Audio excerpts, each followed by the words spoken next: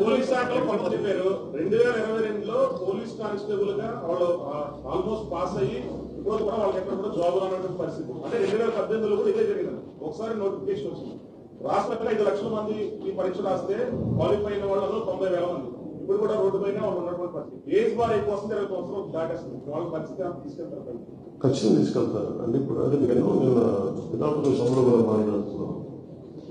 ఇది అల్లావుద్దీన్ అద్భుత దీపం కథం. అంటే ప్రతి సమస్యకి వెంటనే పరిష్కారం ఉంది. ఒక ఆడబిడ్డ మాయమైపు అదృశ్యం అయిపోతే 9 months తర్వాత వాళ్ళు మా దృష్టికి తీసుకెళ్తారు.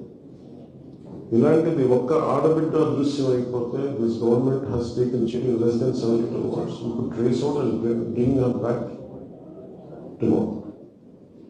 అలాంటి 30,000 మంది ఆడపిల్లలు అదృశ్యం దాన్ని కనీసం ప్రెస్ మీట్ కూడా పెట్టలేదు.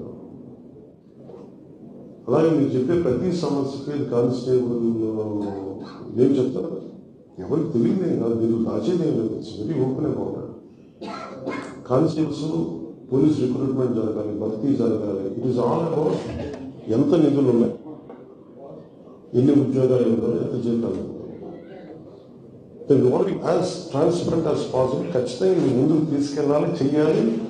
యూర్ ఆల్ క్రియేటింగ్ ఒక పరిష్కారం కోసం ఖచ్చితంగా వాళ్ళకి వారి సమస్యలు దృష్టిలో ఉన్నాయి, ఇంక్లూడింగ్ హోమ్. మీరు ఇంకా పోలీసులు చెప్తే మీకు నేను హోమ్ గార్డ్స్ అసలు ప్రతి స్థాయిలో